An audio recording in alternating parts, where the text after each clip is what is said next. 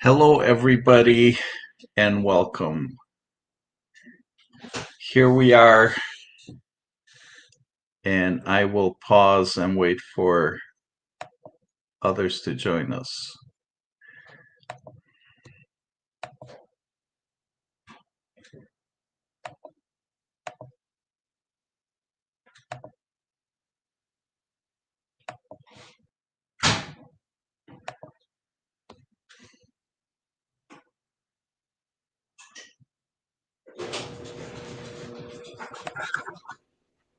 I can't seem to be getting into my slides, which are at the backdrop.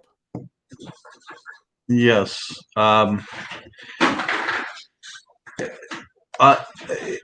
Hello, everybody, and welcome. I'm sorry, we're going to need to take a couple minutes here to get these slides ready.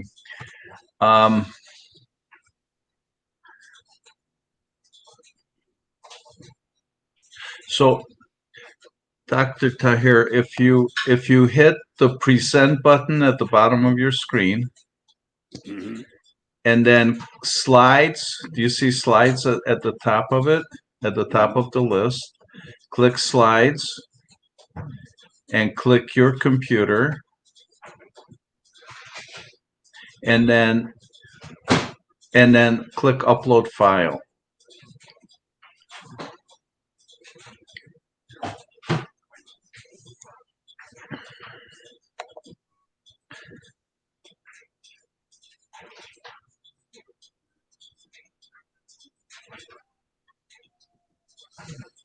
Do you see it? Yeah, you're in this show. Everyone, oh no, wait a minute. I got mine. Please choose a smaller file. How can I choose a smaller file? I've chosen the file that I had. So I do present, I do slides, I do choose your computer, I go upload file. So yes, upload file. And then I have We Did It Health, which is my presentation. Okay, On that. Select that one and upload it. Open. I can't open that. So I will go again. It opens out slides, computer, upload file. This is my file. This is my file over here. Is it up on your computer? Is your show up on your computer? Yeah, it is. Heart disease. Why heart disease? If I open it, it says it's too large. Okay. And you can't open it. Are you able to talk without showing the slides? No. No. Can you do a Zoom session with me? No. Oh my goodness. If I do open, I can do open, but the moment I do open, it goes away. So let me do this. No, I just can't.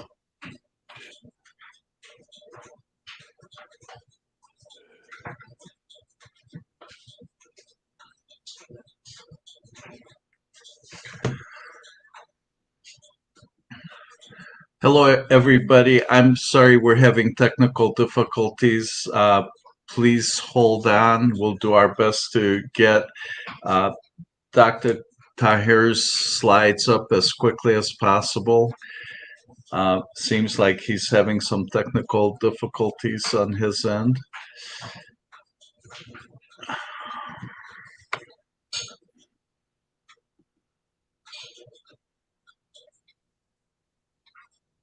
Your computer, we are currently Google said PowerPoint P for support. So that should support my file. And I upload the file. And then I have this We Did It Health. And I get this.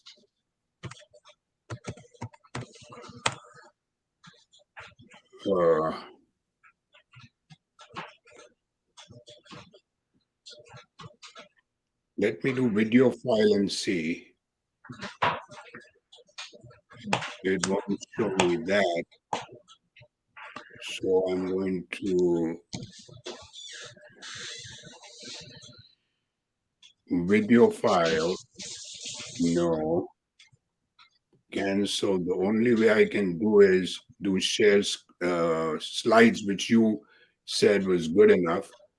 And should I go for Google Slides? Let me see if that works out. They're not. They're okay. Add Kid, Google Slide. No, that doesn't work. But the computer works. But the file is too large, it can says. can you do a screen share from your computer then? Under present, at the bottom, the screen share. Press the screen share. Wait, first let me do one more this your computer and let me do upload file. And this is the file that I want to upload, which is right here, which is right here. And here it is, but it just disappears.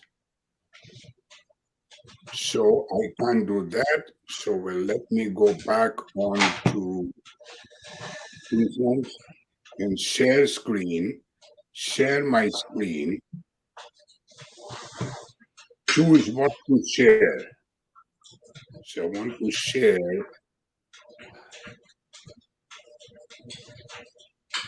what is this which is sharing around here. Let me see, share.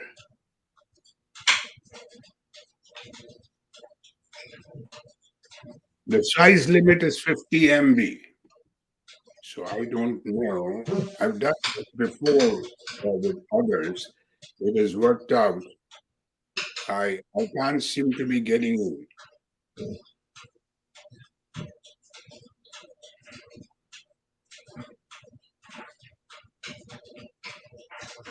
Settings are perfect. Everything there is good.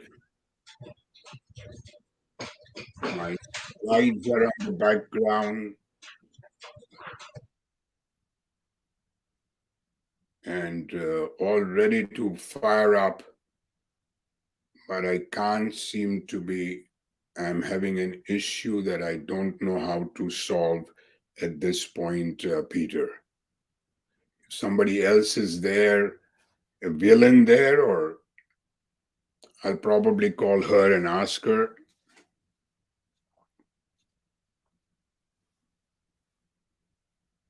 Let me call villain.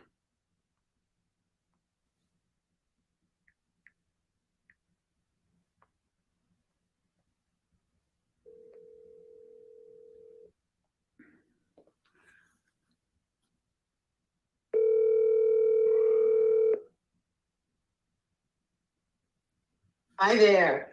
Yeah, hello, Lynn. I'm caught up Yes. over here. I can't get into and show my slides. Yes, I'm watching you and um I have you my should slides on the in the background are ready to go. and you don't see a share screen. I see a shared, I do presentation, present, and I see share screen. I do share screen. And then when I say share screen, it gives me this particular.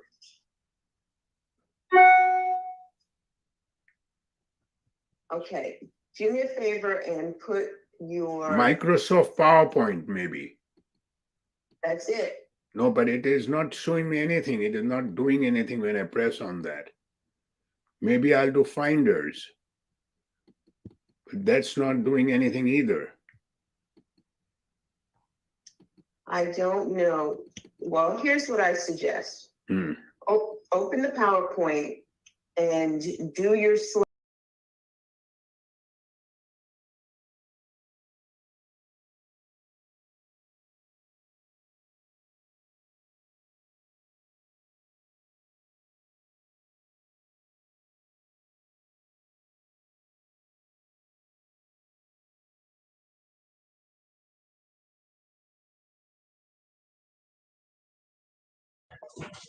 Okay, so my microphone was muted. I am so sorry, everybody, that we're having such difficulty right now.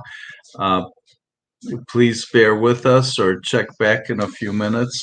I know that Dr. Taher is going to get his technology fixed, and he's on support with somebody, with his consultant, and they're working it out. So thank you, everybody. I guess in the meantime, what Talking about my slides now, and go ahead with the thing. Yes, and Peter. so let me take a minute here and welcome everybody. I am so happy you're here, and I'm so sorry that we're having the technical challenges with the slides, but we have a couple people working on it, and I'm sure we'll get it running. In the meantime, I would love to welcome you, and I would love to have this opportunity to express to you what our intention and mission is.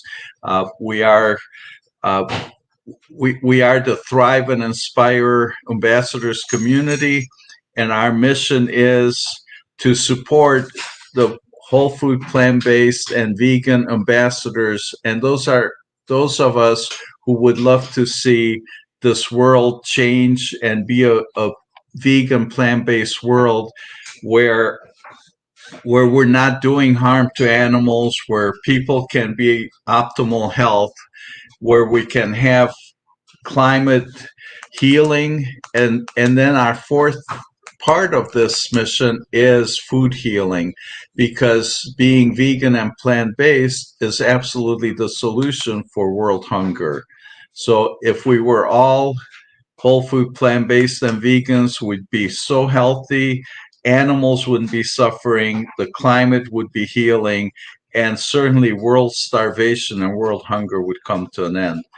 We have a series every Saturday at noon Eastern time. We have an amazing list of presenters, doctors, and experts talking about various areas of personal communications to help us communicate better and plant seeds with people that we care about, as well as doctors for physical health, and psychologists and therapists for our emotional well-being, and experts like Dr. Salish Rao, who's going to talk to us about climate healing and food healing. So we're bringing you all these experts. We're creating support groups and mastermind groups so that we can have a place to visit and support each other as we move forward in the space. So welcome, and let me check in to see if we're ready with the presentation. We are your slides ready to go, Dr. Taher? I am here with the slides, but the people cannot see me, or they will not be able to see my slides. I can Okay. just talk.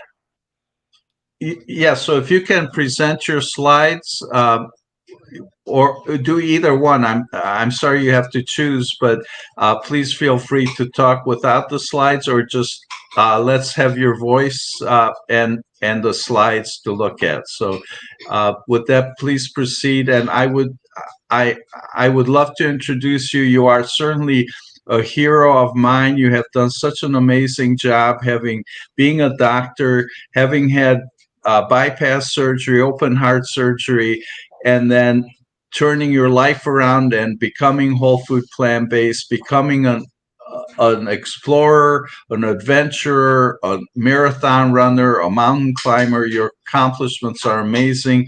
Your book, Open Hearted, is a phenomenal book. I know so many people love it. You're such an inspiration and such a role model for so many people. We really appreciate you, and thank you and welcome. And we'd love to hear you share uh, your experience and your story. So please take it away. Thank you so much, Peter, for that very kind introduction. I'm sorry the audience will not be able to see me or see my slides. I can do one thing is I can I can send you the slides if you want, Peter, and then you can share it if you want, if that's a possibility. Uh, Or well, or I can please, go yeah, ahead please and talk. proceed and show your slides, and we'll listen to you talk through your slides. I can't show my slides. I will only have to You talk. cannot show your slides, so Yeah. please proceed with talking through your slides, and then maybe if anybody would like to see your slides, perhaps we can share your slides. Also, what we can do is, if you would just re-record the presentation, and we'll post that for everybody to have access to your presentation with the slides. So let's do that. Let's proceed with you telling your story, and then we'll ask you to record it, and we'll make that available for everybody.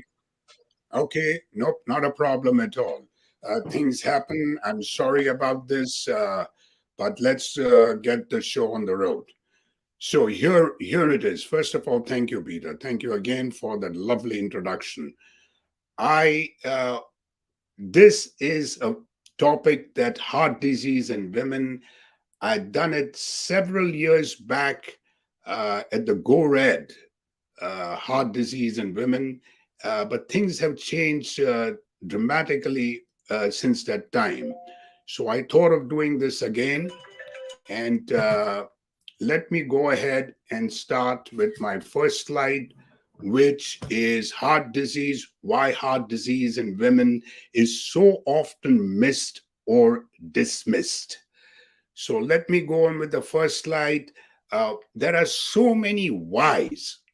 Why has women's heart disease diagnosis and treatment lagged behind men? Why is there so much awareness in breast cancer campaign and comparatively so little in heart disease in women? Why are symptoms of heart disease missed by women and people around them? Why are they sometimes missed by doctors? And why are symptoms of heart attack different in men and women? So I hope to answer all these questions for you so that I want women to understand the subtle symptoms of heart disease so that they can be empowered to reach in time to a doctor or ER and ask the right questions. So I will go on to my next slide, which is heart disease is the leading cause of death in the US and worldwide for both men and women for 104 years in a row. It kills more people than all the cancers combined. One person dies every 36 seconds in the US of cardiovascular disease, coronary artery disease being the most common. Heart disease costs the US $363 billion each year. In 2020, 314,000 women, that is one in every five female deaths in 2020. Even younger women are now facing heart disease. About 1 in 16 women aged 20 and older have coronary heart disease, the most common type of heart ailment. Now, my next slide is, let's look at it. It's a picture of a heart. I really wish you all could see all this, but never mind. Let me do the best I can under the given circumstances. You have the size of the heart is the size of your fist, or a little larger than the size of your fist. Now, you have to understand the mechanics of coronary artery blockages. The arteries, these are vessels that carry blood to the heart. Every day, the heart beats 100,000 times and pumps 2,000 gallons of blood. So, in a 70-year lifespan, the human heart beats more than 2.5 billion times. Now, if you see, this little heart has to be taken care of because it pumps this blood, gallons of blood to every organ in your body, everywhere in your body. So it needs to be looked after. So what happens is that we have these vessels coming out from the main branch, aorta, and going and supplying the blood to the heart. These are the right coronary, the circumflex, and the left descending artery.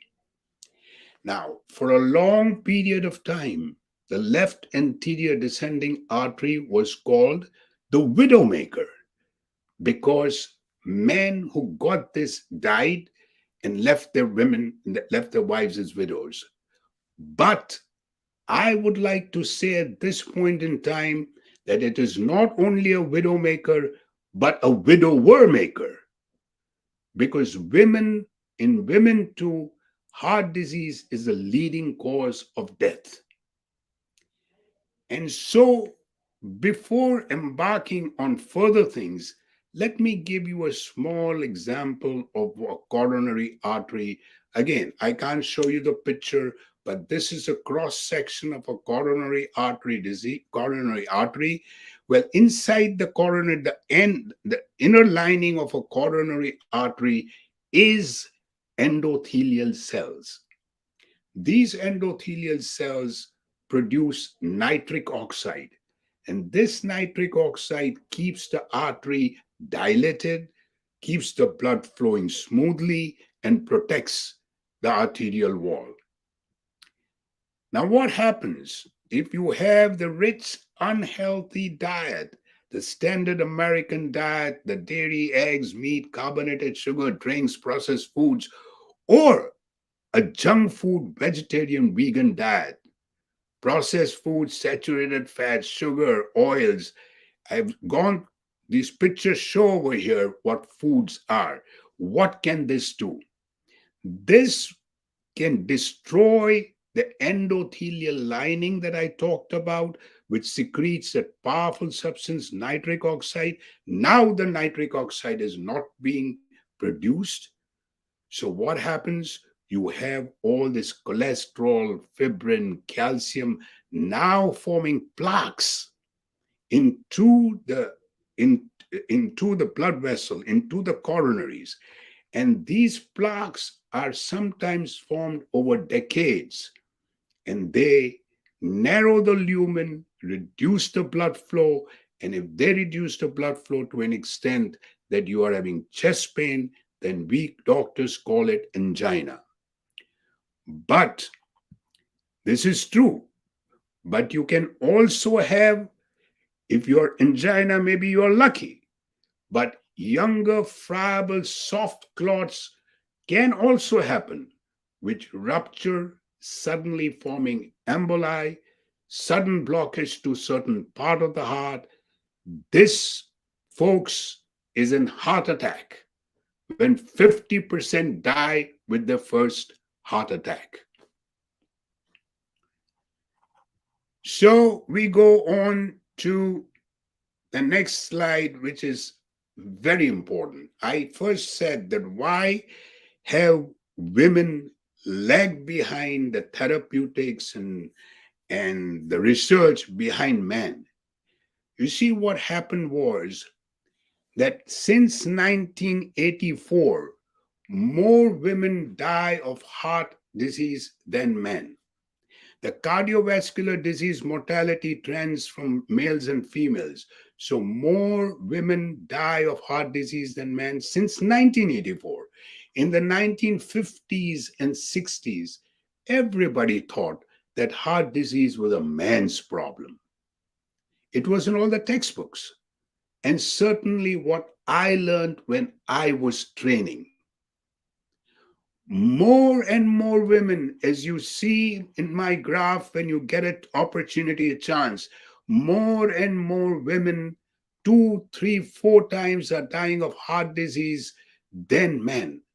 And one of the things you see is that the male line, mortality line is going down, down, down. and the female line is going up and the gap is widening. So, what this suggested at the national level was that the diagnostic and therapeutic strategies developed in man, for man, and by man for the last 50 years work pretty well in men, don't they? But weren't working so well in women. So that was a big wake up call in the 1980s when we started wondering, why is it that women are dying more, mortalities more in women than in men? Now, if you look at the two diseases that we talk about in the toll, heart disease kills more women at all ages than breast cancer. Again, this is not a competition. We are not belittling breast cancer, neither we are undermining breast cancer. We need to be as good as the breast campaign to address this crisis. Now, when someone sees this or hears me talk about this, there is a gasp. We can all think of someone, often a young woman who has been impacted with breast cancer. But we can't think of a young woman who has heart disease. This is because heart disease often kills people very quickly. So when heart disease strikes in women and men, half the time it is sudden cardiac death. No time to say goodbyes, take her to chemo, or help her to pick out a wig. Breast cancer mortality is now down to 4%. And that is 40 years of awareness and campaign. First ladies like Betty Ford and Nancy Reagan stood up and said, I'm a breast cancer survivor and it is okay to talk about it. So we doctors did the research and now have very effective therapies. Women are living longer, and that has to happen in heart disease. It is time. Now, next is the picture of two very important ladies. Both very important, both have done extensive work for women's heart disease. The first one is Barbara Streisand. As Barbara depicted in one of her amazing movies, Yentl, she portrayed a young woman who wanted an education. In fact, this was her directorial debut, and she wanted to study the Talmud, the ancient teachings of Jewish law. So, how did she get educated? She had to impersonate men, look like a man, and make other people believe that she looked like a man, and then she could have the same rights as men had. And there was another woman in the shadows, and this is the second woman, Dr. Bernardine Healy. At that time was a cardiologist.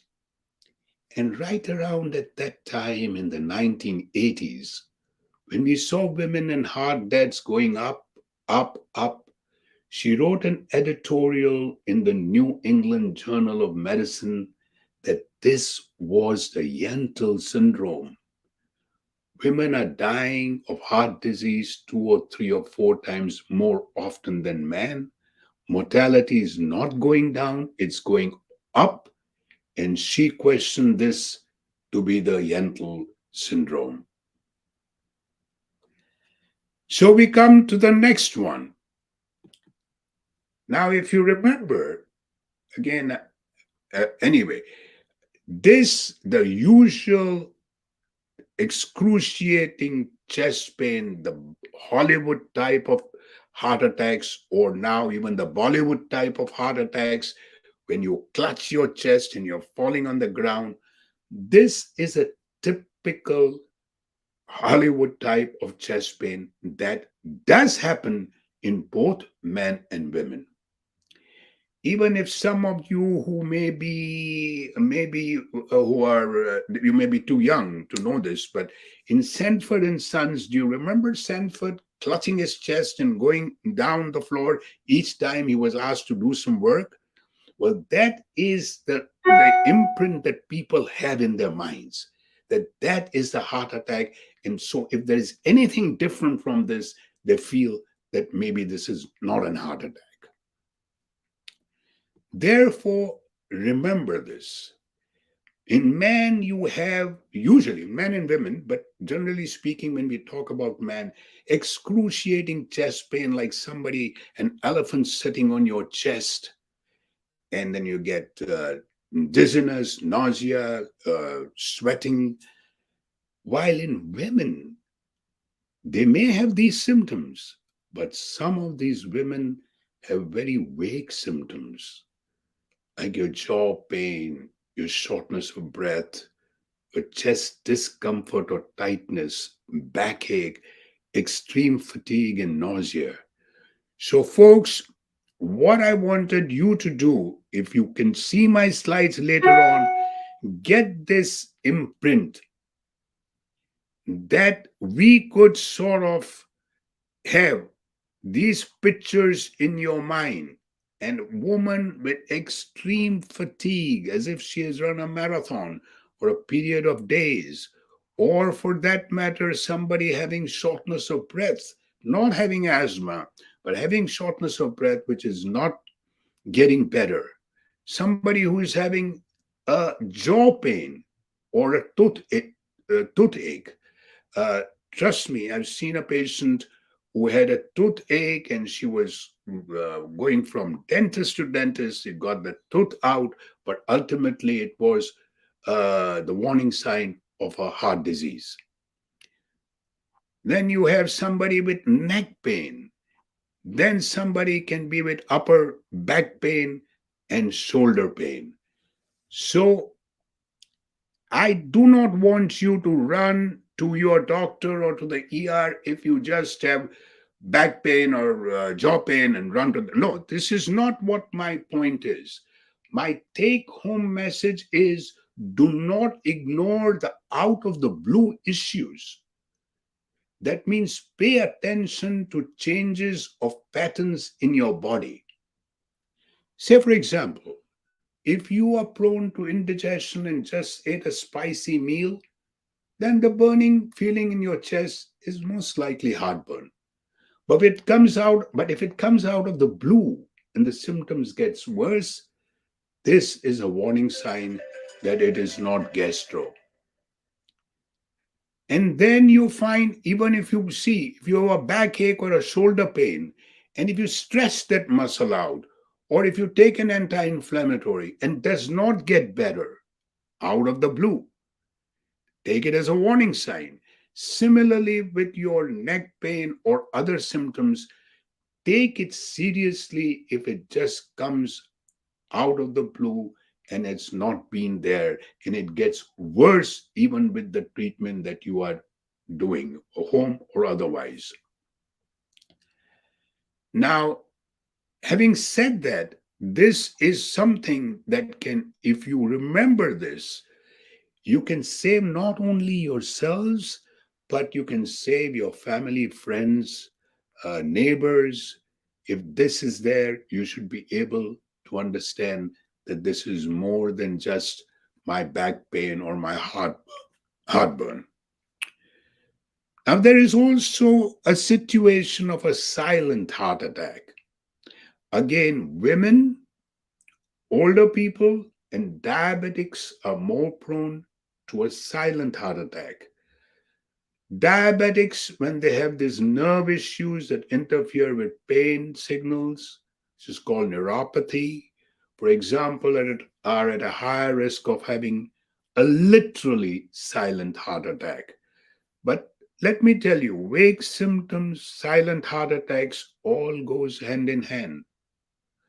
The dangers of having a heart attack and not knowing can lead to heart failure, sudden death, stroke, arrhythmias, and having another heart attack. So, folks, even if a doctor thinks a woman is having a heart attack, the event may not show up on a standard test that looks for proteins in the blood called the troponin that are released when heart muscle is damaged. Now, more sensitive troponin tests are available in the UK, which, according to a recent research, increases the chances of diagnosis by 42%. Even your EKG may not show. And once you are diagnosed, this is a research study done in Scotland. There's a huge difference in the way how men and women are treated after a heart attack. Many studies have shown this. They're less likely to get statins or clot bursting therapy. So we go on to WISE study. And the WISE study is the Women's Ischemic Syndrome Evaluation. What happens when you have a male pattern heart attack? As we said, it's a Hollywood heart attack. There is a horrible chest pain. EKG goes, brrr. Doctors can see this hugely abnormal EKG. There's a huge clot in the middle of the artery. And they go up in the cath lab and boom, boom, boom, get rid of the clot. This is a man's heart attack. Some women have this type of heart attack, but a whole lot of women have a different kind of attack where the coronary artery, it is erodes, doesn't completely fill with the clot. Symptoms are subtle. EKG findings are different. Troponin levels, as we said, are not high. It's a female pattern. So what happens to these girls? They go to the ER and they're often sent home. And the doctor says, I'm not sure what it is. It maybe have been gas, or maybe it's in your mind, or maybe you are too anxious.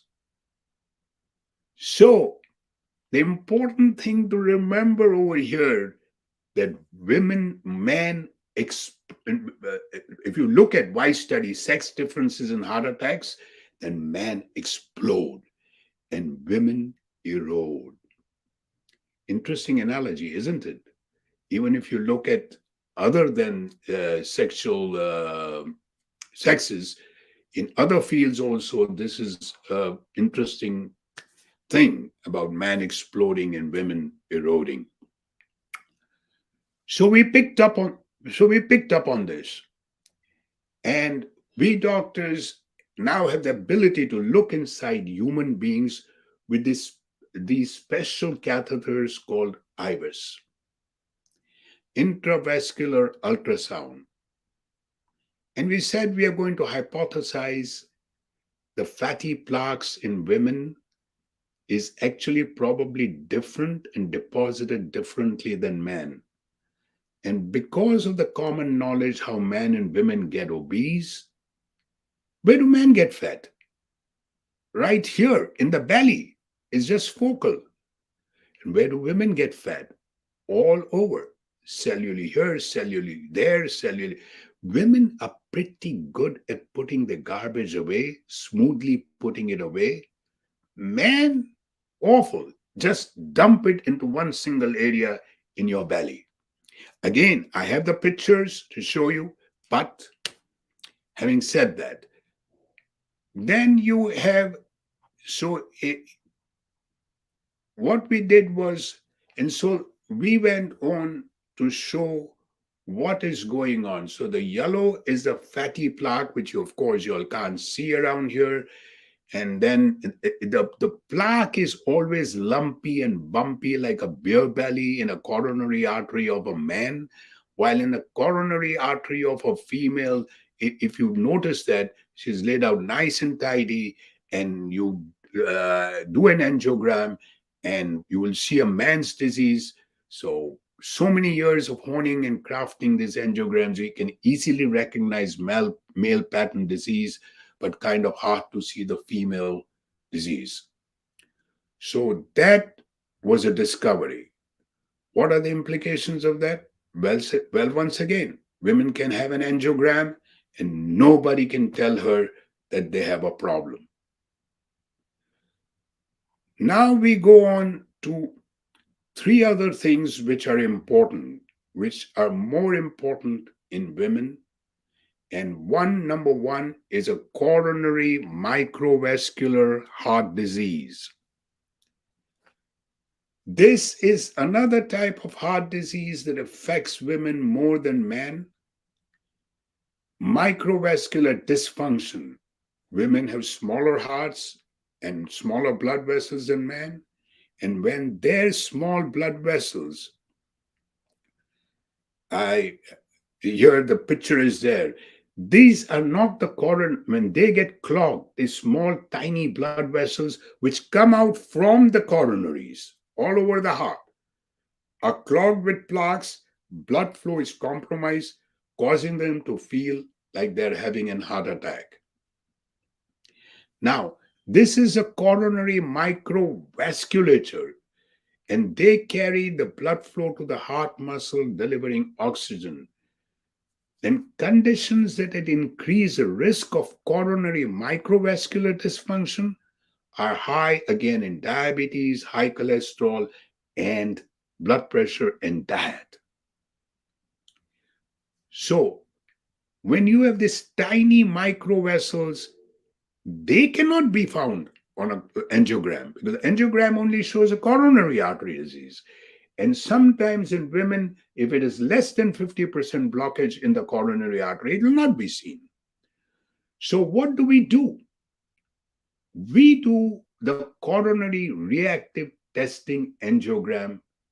So, it is recommended for people, say, women who had a positive stress test, but the persistent chest discomfort, shortness of breath, and that angiogram shows no blockages of the larger coronary arteries. Then you have to go ahead and ask them to do a coronary reactive testing angiogram, which is a 60 to 90 minutes procedure. The doctor first measures blood flow to the heart and then injects a drug that should have made the arteries dilate and increase the blood flow. If the flow did not rise, the patient most likely has microvascular disease. There is no stents or anything in this. There is no surgery. Treatment is by medications, nitroglycerin, beta blockers, and calcium channel blockers. Next, we find is coronary artery spasms, what we call as Prinzmetal's angina. This is when, again, it is important. In coronary artery spasms, what they found is that the endothelial layer is damaged, the one which I talked right in the beginning, and it does not produce nitric oxide.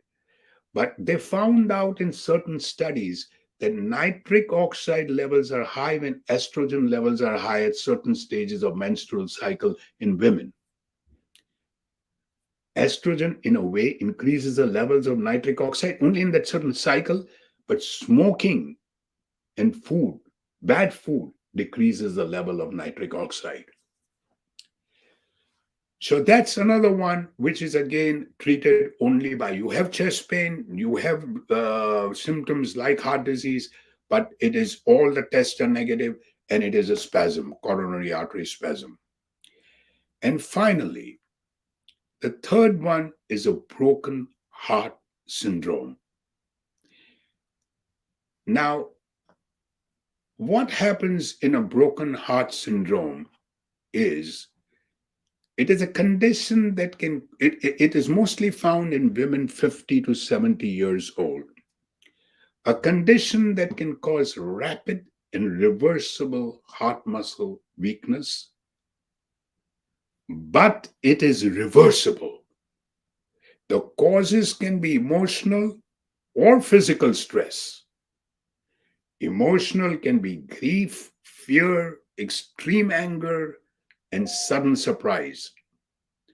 Physical, high fever, stroke, seizure, difficulty in breathing.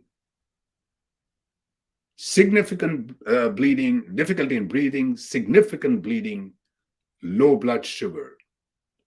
It can absolutely mimic symptoms of a heart attack: chest pain, shortness of breath, and sweating. Now, what happens when you have, as Peter rightly said, stress is so important. When you experience a stressful event, your body produces hormones such as adrenaline and non-adrenaline. Adrenaline. Now, heart muscle can be overwhelmed by a massive amount of adrenaline, and this can cause narrowing of the small arteries that supply the heart with blood, causing a temporary decrease of blood flow to the heart. Alternatively, the adrenaline may bind to the heart muscle, directly causing a large amounts of calcium to enter the cells, which can prevent the heart cells from beating properly. So, in short, what I would like you to take home message would be, please listen to your body. Number one, you can have a heart attack which is similar to the usual heart attack, a Hollywood type of heart attack. You may not have that heart attack, but have symptoms which I talked about. Please be, if it is out of the blue, take it seriously. Number three is a microvascular dysfunction, small arteries. So if you have everything that is normal, ask your doctor, can I get this done? What do you think? Sometimes, when you are there and if doctors say, oh, there's nothing wrong with you, you can always ask them, can I get some blood work done? Can I get an EKG done? They're not going to say no. They're sometimes too busy. So that is another thing. And then you talk about the coronary vasospasm, and finally, the broken heart syndrome. With this, I have a picture of my grandson, but I still cannot show it to you. And I hope, because who ensures that I stay young, vibrant, and energetic, so that I have stamina and strength to keep up with you and have fun too. Thank you so much for listening. And once again apologize if the slides could not work. Thank you. Well, thank you very much. That was such a powerful presentation, and some of our viewers actually did comment that this is powerful information, and everybody appreciates all that you're sharing here. So thank you so very, very much. I have a couple questions that people have asked. So one of the questions is, what do you eat in a day? And parallel to that, if something different, what would you recommend for a woman to eat in a day? So what do you eat in a day? I don't really think there is any difference in eating as far as heart disease is concerned. I get up in the morning, and my idea is to have a huge glass of lukewarm water with apple cider vinegar. This is what I do after brushing my teeth. Number two is I make a slushy or this thing of all the fruits that are there in my refrigerator or otherwise outside. I put all of them, but I put ginger, uh, chia seeds, and turmeric, and make a smoothie with all this, including I love to put the celery and arugula. It gives a little bittery, this thing, and bananas, pears, all that. And me and my wife have this. Also put in beetroot, because beetroot is a coronary vessel, it's a dilator, blood vessel dilator. I've seen that when I run after having a few pieces of beet, it really helps me. So once I finish that, then I do my running, my yoga, my breathing exercises, my stretching exercises, and all that. And then I go in for a breakfast, which is either uh, scrambled tofu which I make hot tofu with all the lovely ingredients that you can think of, spices that you can think of. I roast the spices, and it tastes beautiful. In fact, I don't know if I've said this. I think I've said it on other shows that I actually did this one New Year's Eve. I had two other couples who spent the night with us in Atlanta, and the next day I said, I'm going to make you scrambled eggs, and they did not know that I had made scrambled tofu, and they were thrilled that, oh my God, this is the best scrambled eggs we have eaten. Until I told them it was tofu, and then of course one of them said, oh, now it doesn't taste that good. But it's all psychological. They really loved it. So there's no difference in that. So I do that. Then in the afternoon I will make a sandwich of mushroom, or mushroom and a spinach burger, and that I do it my own way, the way I do it, simply by soy sauce and other things, and get it done. And then in the evening, it is always a lot of veggies and salads and bean soups, minced meat, which is soy meat, and with peas and all that. And uh, uh, that's it. I mean, I'm not a gourmet kind of a person. I'm not really interested into all this classic foods. Simple foods that can give me the energy, both mentally and physically, where I can carry on my day with purpose, passion, and positivity. That's beautiful. Thank you so much. And Angela, I hope that gave you some information about what Dr. Taher eats and what you may want to eat. So thank you for your question. Um, Somebody then, as a follow-up question, you're talking about beetroot. Is that different from beets, or is beetroot what we commonly call beets? It's the same. But remember It's one thing, the leaves of the beet can also be used as vegetables and can be cooked. beautiful. Wonderful. And that question came from Mandy Chambers. So thank you, Mandy. Um, Peg asked, and perhaps you've answered this, but if you would remind us, and she asked before you actually talked about what what test would you recommend for women to ask their doctors? So if you just review that for a second, please.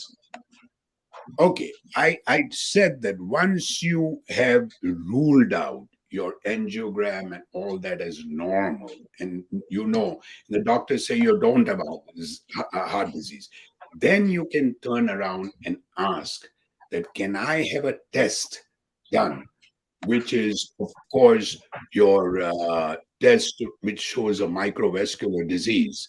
So that test should be asked for. Uh, uh, this test is, as I said before, for people who had a positive stress test or chest pain, shortness of breath, but the angiogram is negative. So you can ask for the coronary reactive testing. And what you do is that even if you got microvascular disease, please remember one thing, that when they find out that you got microvascular disease, say your reactive testing angiogram is positive, then you can be put on nitroglycerin, beta blockers, calcium channel blockers.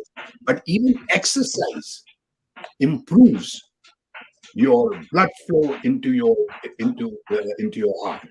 And a portable TENS machine, TENS unit, also increases the blood flow in your heart. Recent studies have been done, and not only increases the blood flow, but decreases the chest pain. And then for coronary spasms, these are things that have to be done also. So most likely your listening should be asking the right questions, please.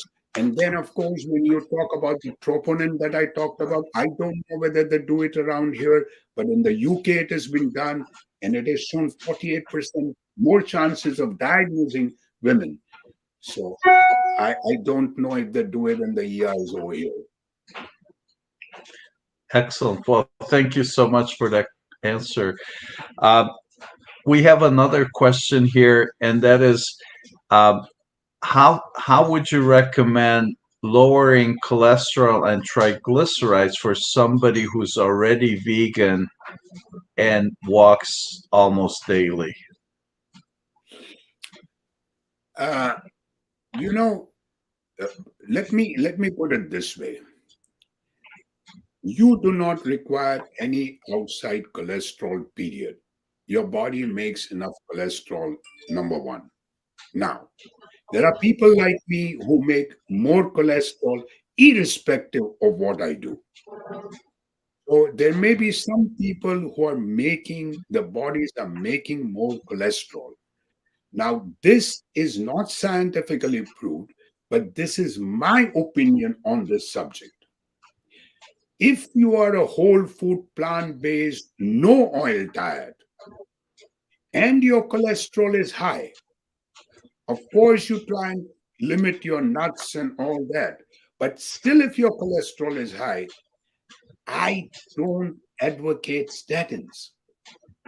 Because if you are eating a whole food, plant based diet, you're already making that endothelium healthy. That means there is no chance of the cholesterol or the fibrin or the calcium to form plaques. So you are okay. But if you feel like that you should bring it down, then you can go ahead and take statins. But that is my thing. Please ask your own doctors regarding this. I have had high cholesterol.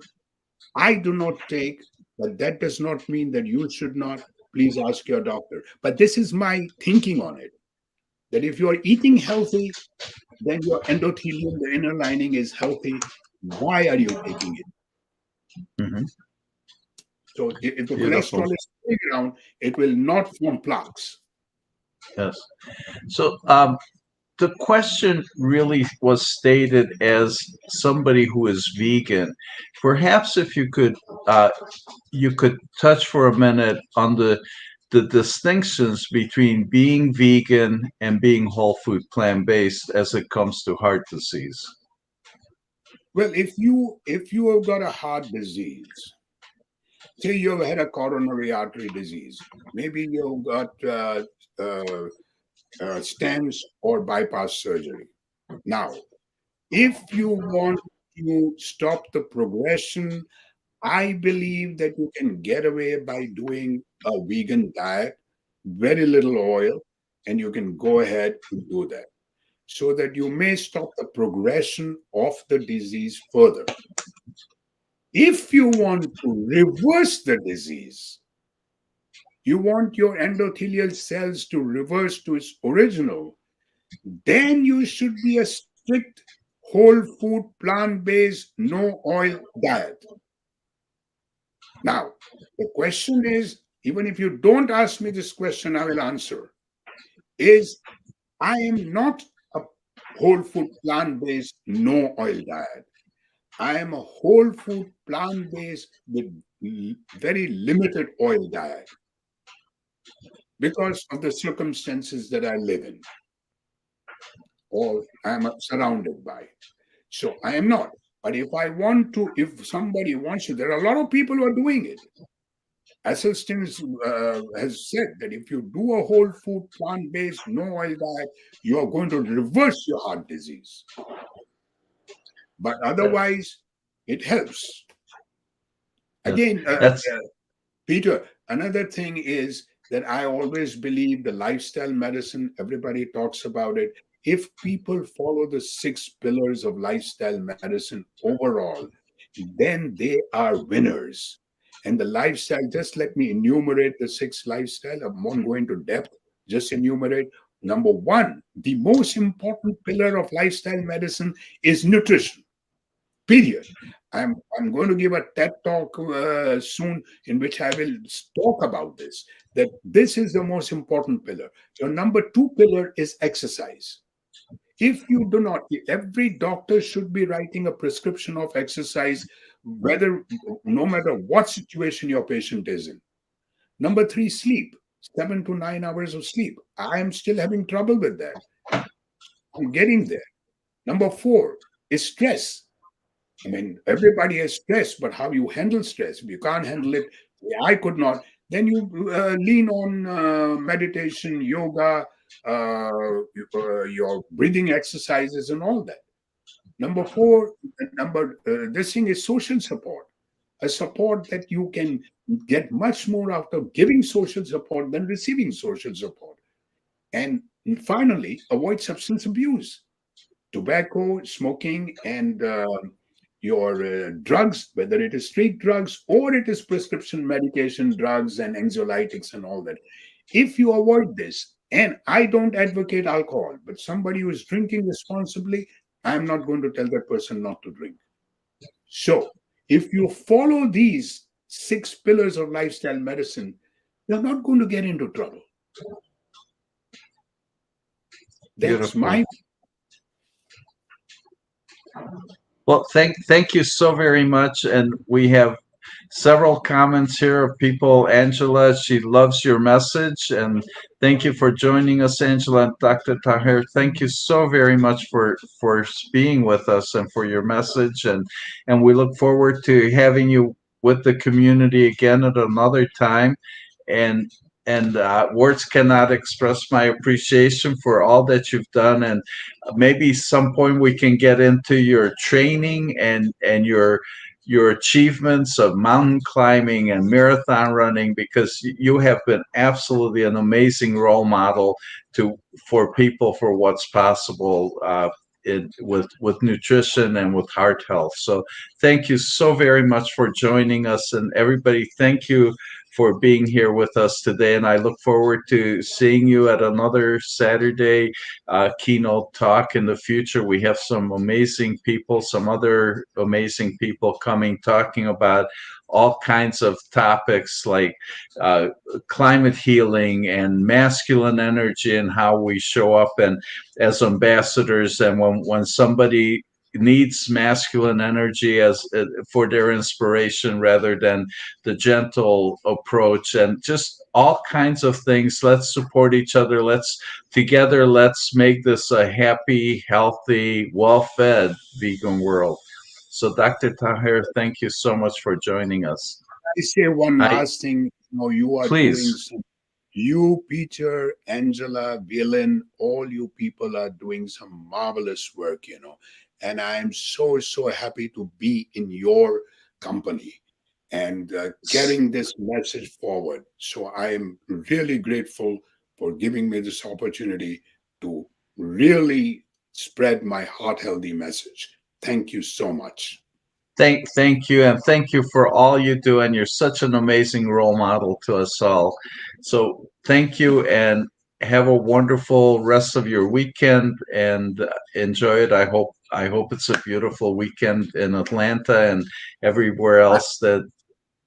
I have a talk tomorrow of 500 people at the Unitarian Church in Tampa. Oh wow, Tampa, very nice. Well, So congratulations. That's quite a an opportunity there. So I know. wish So, you all the best. oh, Well, thank you. thank thank you everybody, and so long till next time. Bye bye. Namaste, vegan. Bye. Peter.